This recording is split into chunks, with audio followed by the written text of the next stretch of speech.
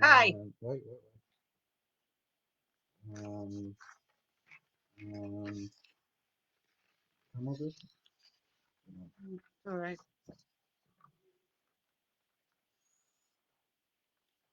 Hello. Are you all with me? I don't know. I hope you are. Um, it's got a little live thing in the corner with a one by it, but I don't know what that means. It means I'm live. My son has just given me the thumbs up. Okay. Hello, everybody. I'm just kind of saying thank you all very much for coming in, tuning in tonight, because it's the publication day of Blunt Force. Woohoo! Probably a few of you are saying, not another book, Lynda. Well, yes, it is. And it's another Jane Tennyson book. Um, sometimes people ask me, how old is she now? Well, Blunt Force is Jane Tennyson's 30th birthday. And she's not a happy bunny either. I think what she did, she feels sort of downgraded. She has been sideswiped into a very low-grade crime area of London, Belgravia, Knightsbridge. And in reality, the small police station mostly does burglaries, bag snatches, small time crime. The biggest crime ever that happened in that area was the murder by Lord Lucan of his nanny. And that was 10 years ago. So it kind of gives you the date we're up to with Tennyson. But there's still no DNA and there's still no mobile phones. But she's kind of partnered again with her old mate from Hackney. And, he Spencer Gibbs. And he's also been slightly downgraded. But he's so fed up. She's fed up, but she's trying to control it. She knows she didn't make a headway with the Sweeney, which was her last outing. Some of you, I hope, a lot of you may have read, in the Dirty Dozen. So this time, because she failed with the Sweeney, she knows she has been sidelined. And Spencer is outrageous as always. And at one point, he's sitting on the edge of her desk and he says, my God, I wish we had, a murder or something, a decent crime. And she says, be careful what you wish for. And that afternoon, they get a call out. It is the most brutal, horrendous murder of a very high-powered, famous theatrical agent, but his face isn't known. He represents major, major big stars. And so it becomes the most extraordinary investigation because for the first time you're seeing young and old, and particularly Jane, interrogating actors. Not easy, not easy. Actors are notoriously good liars. They're very used to going for auditions, and their agent have said to the casting person, the casting lady would say, well, can they skate? Oh, yes. Yes, of course they can. Yes. Well, it's a very big role, but she is an ice skater. Oh, don't worry about it. Yes. And then they'd ring up the actor and say, listen, darling, you're going up for this part. Can't skate, but you say that you can. If you get the part, I'll pay for the lessons. And so always actors were over and over again lying through their teeth. But when you've got detectives inquiring and investigating up against a stone wall, and also finding it exceedingly difficult when they speak to a so-called partner of this famous man. Did he have any enemies? And he goes, what? Enemies? Oh, I can write a shed load. Because, in the industry, the film industry, TV industry, theatre industry, you do make a lot of enemies, unaware sometimes. You know, You get a part that somebody was aching to get. Um, you're failing at something. So actors are living in a kind of, you're only as good as your last performance. And, I used to really spend a lot of my time desperately trying to get money doing adverts, um, going up for them, because that was my big money spinner. Because I would be at the Aldwych Theatre, Eugene O'Neill, Iceman Cometh. I'd go up for a part and they'd say, well, what are you doing, Lynda, at the moment? Anything? I said, yes, I'm in the Iceman Cometh at the Aldwych Royal Shakespeare Company. Oh, we haven't seen that. Anyway, what else? It's like, it's very, very strange. It's like I always say, you're only really as good as your last novel, which I truthfully do believe you are. So you've always got to top it. And I think Blunt Force is pretty good, although I say so myself. Um, but, I can remember as an actress, I was once working with Anthony Hopkins, Sir Anthony Hopkins. And I was an actress that did an awful lot of extraordinary, because I'd go anywhere for a job. And I'd been very early on learning amazing pratfalls with Brian Rix's company at the Whitehall Theatre. I could do more tricks, more double takes. I learnt from old masters in their place. So I'd been in the West End for a long time. And anyway, Anthony Hopkins and I were in this play. It was a comedy. And I think it was called Mr. Moon and Mrs. Kettle, something like that. Not a frightfully good play. And because I was so used to playing high comedy and high farce, I really knew what I was doing. He used to get so angry. He said, how did you get that round of applause when you just came off? How did you do that? And I said, well, He said, I come off, I try everything. What are you doing that makes the audience applaud? And I eventually said to him, well, he said, there's an old trick that you learn, and farceurs knew it. Sometimes people in the audience don't know that they can laugh. As simple as that. He said, so, what does that mean? I said, well, when you're exiting, you can actually give them a slight nod. He said, I still don't understand. Well, if you exit and you walk straight off, that's it. But if you walk straight off and just before you're leaving, you do a quick bang, up comes the applause.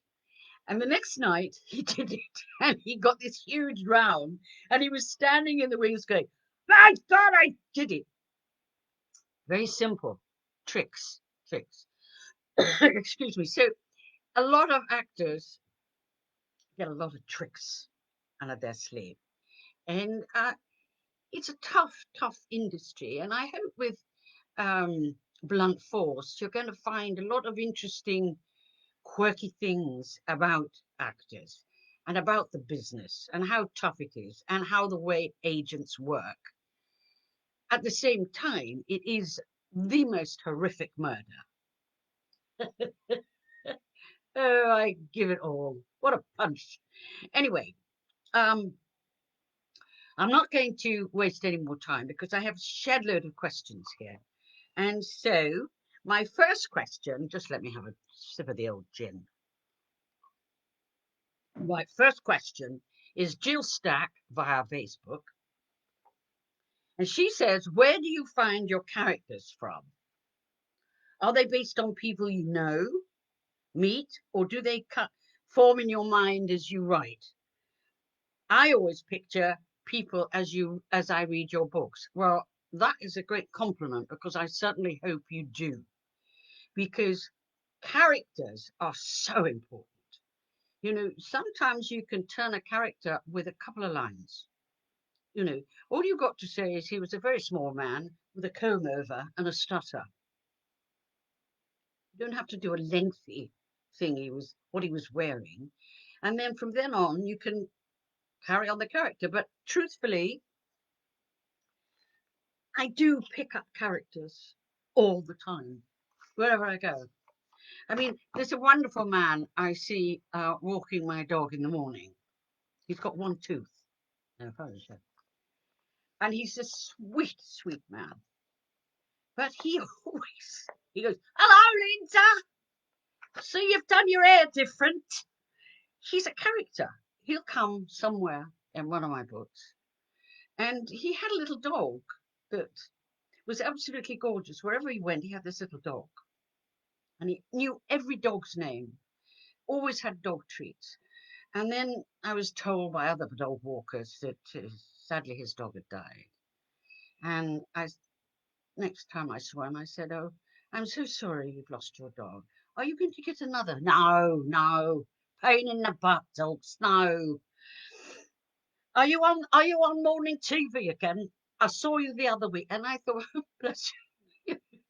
I said, "I'm going to bring you one of my books." "Oh, don't bother reading." See, character. They pop out all over the place. And I think you just log them in your head. I was this afternoon watching a program about Most Wanted. And there was a detective. And it was quite extraordinary because he was a very high-ranking detective.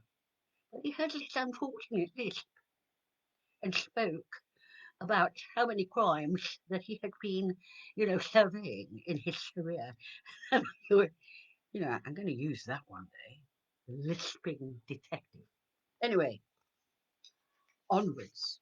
Now, Susan Coop via our website. "I heard you being interviewed the other day, and you said you might write a book about the early life of Dolly Rawlins, ending when she meets Harry. Please do." Well, Susan, I've got an awful lot to do right now. I haven't finished with Tennyson. She's going to keep on going. I've got a lot of Tennyson books to come out before she gets the high rank. And I also want to write more Jack Wall novels. Buried was so successful, of which I thank you all for purchasing. So anyway, don't cross it off, Susan. One day, one day. So now I've got Kenneth McCreary by a website. And he says, Widows was a very strong female cast. Who were the main characters? Did you have any problems selling this to the production teams? As it was mainly male-dominated characters in leading roles. And because Dolly Rawlins was such an iconic character, did you think that people would still know the name in 2020? Well, that I can answer very quickly. I cannot believe how many people remember Dolly Rawlins. And then, of course, with the movie Widows coming out, and then I had the wonderful opportunity to be able to republish the Widows novels and bring them more up to date. But, they were wonderful. I mean, the sales for those books, people love Dolly Rawlins. They loved the women. And to actually have a hard sell with it was probably one of the luckiest things in my life, really, because when I wrote the treatment, which everybody listening, I'm always going on about treatments. When I did the treatment for it, I sent it to the right person at the right time, who was at that time looking for a female-led series. She had no idea what she wanted. Her name was Verity Lambert, Euston Films. She made Minder. She made Out. She was a very, very successful producer for TV and ran her own company. I had actually worked for her as an actress over and over again, playing prostitutes, admittedly, but never mind. And so for the first time, I used my name, Lynda La Plante, not my acting name. So she had no idea who'd written these 2 pages called Widows. And when I went in, she almost fainted, really. She said, "Oh, God, it's you." So I said, "Yeah, it's me." She said, "But you've never written anything." I said, "No." She said, "Well, look, I'll tell you what. I'm going to commission episode 1. Let's see how you go. if it's not acceptable, then would you mind if I got another writer? So I said, that little yap was my dog. Sorry about that. Shut up. So I said, okay, yeah. And that began probably the most exciting part of my life, because from then on, because I was so fresh, but I didn't know what a script looked like and how you mapped out a script. I didn't know how to write it or where to get the characters. I had to go and find them. And that's what I've done throughout my entire career. And in reality, I had no opposition. I think also because I said it at the right time, you bring a product at the right time and at the right place, which I'm always telling and encouraging people. If you have something, make sure you know you're sending it to the right department. If you've got a comedy, don't send it to people who do thrillers. If you've got a thriller, don't send it to somebody who does a comedy. And so I was very, very lucky. But then, I'm truthfully, in a way, belittling myself. Because, man, I worked on that first episode. I worked so hard. 24/7. I was interviewing, writing, rewriting, polishing, rewriting. And the more I met these people, and I'd go to markets, I'd go to prison welfare, prisoners' wives, abused women. I went everywhere. And when I did present episode 1, I was scared stiff because she could have said no. And instead she said, Major note she gave me. And she was the most brilliant note giver. She said, who's your leading lady out of the 4 women? And I said, well, Lori Warren. She said, how come she doesn't come on until page 20? Never thought of it, Over and over again, this lady gave me editorial notes that were superb.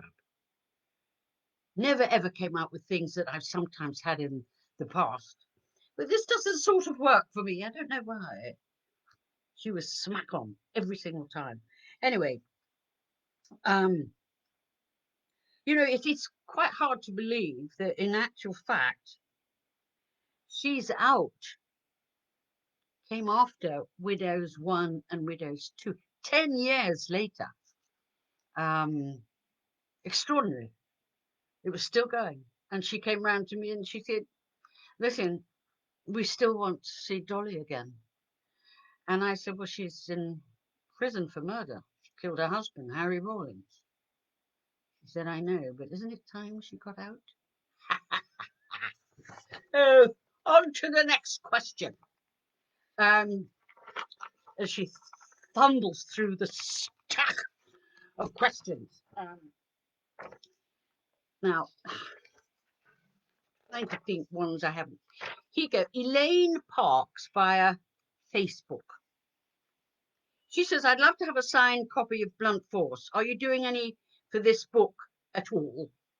Well, if you can hurry up, Elaine, you can get a signed copies online from Waterstones and W.H. Smith, because I did a whole load because I knew I wouldn't be able to go to the events that I used to.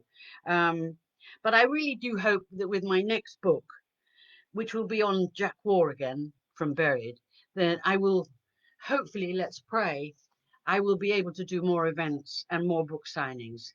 So, Elaine, dash off, get it from Waterstones, and you will have my signature. Okay, Jill Stack. Oh, I've done her. I've done Jill, haven't I? Via Facebook. Where do you find your characters? I've done that. So sorry. I've done that one too. By Jove, I'm zapping through them now. Wendy Rhodes via Facebook. What gin are you drinking? Well, Wendy, Mirabeau gin. You can't beat it. I've got a couple more questions. I've muddled up my pages. I'm so sorry. I'll have my head of development going, God, she's muddled up the pages. She can't do anything right. I give her the details. It's nothing to do with it at all. I've got here, have the Calamity Jane photo on the shelf behind you, plus the book spine. Honestly. Funny enough, on Good Morning, I told a funny story about when I was Calamity Jane. And Wild Bill Hickok had his huge solo. And we first did it at the Sheffield Theatre, which is in the round. So your audience are virtually got their knees to the stage. And he came on, and he goes, Calamity, you in here? And he'd come into my cabin. And this little girl in the front row goes, she's not in right now because she just left. I went, why, thank you, little girl. Thank you. She said, and the next minute, she's got her leg up on the stage, and she's on the stage, and she says, I know where she's gone. I could show you if you like. And he said, well, thank you, but why don't you just sit on my knee for a minute? Because I've got a song for Clam. And all the time you've got this orchestra going. This little tot sat on his knees. He said, my love is higher than a hawk. They stood up. They gave him a round of applause. Anyway, onwards and upwards. Oh, no. No, this is my last question. Oh, and it's from somebody very special, actually. This is from Alan. And he says, aside from Jane, which character in Blunt Force is your favourite and why? And he says, P.S. Any entertainment industry characters that may recognise themselves? I sincerely hope not, Alan. I really do. There may be shadows of real people, but you can never actually, when you're doing a novel like this, base somebody on someone. It's a compilation. So no, don't get me into a legal wrangle, Alan. And he says, P.S. Thanks for releasing a new book for his birthday. So happy birthday, Alan. And he's so nice. You know, he says, I love everything you write and the genuine passion behind each new adventure.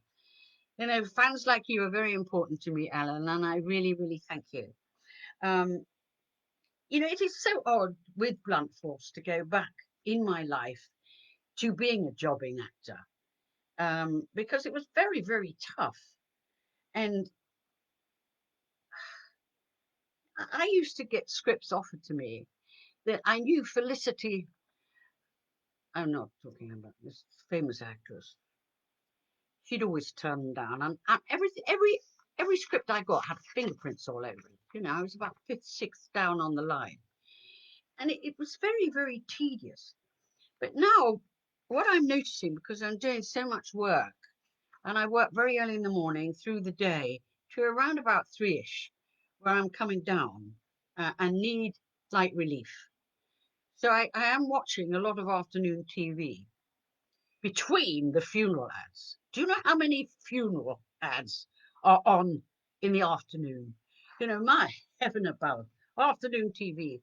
You know, you can buy your funeral so cheap, from 50 to 80. You've only got to pay £1 2p.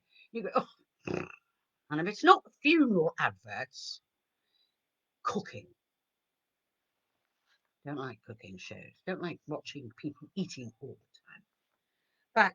But you know, in the entertainment world, there's a lot of competition and a lot of rivalry and a lot of areas for motives for murder. I mean, I've seen people in floods of tears because they didn't get a job and it hurt. How few make it? You know, very, very few break through. And because I'm watching so many repeats of MidSummer Murder, I can see actors And I must say, I do have a kind of bit of a hatred towards the casting director because, my God, they cast the same people in virtually every single Midsummer Murders. You keep seeing them, waiter coming over, or you see the same barmaid. And then even one time, the actual latest development who went and took over from John Nettles, you see, I've been watching a lot of Midsummer Murders, was in one of the Midsummer Murders as a murderer. Quite confusing, quite confusing. Anyway, everybody, I do hope you have enjoyed yourself because it's a very special day for me. The publication of Blunt Force. I hope you enjoy it and come back for more. And come back for more Jack War, please. And I hope you're all keeping well. Take care. And I have enjoyed rabbiting onto you all. Bye bye.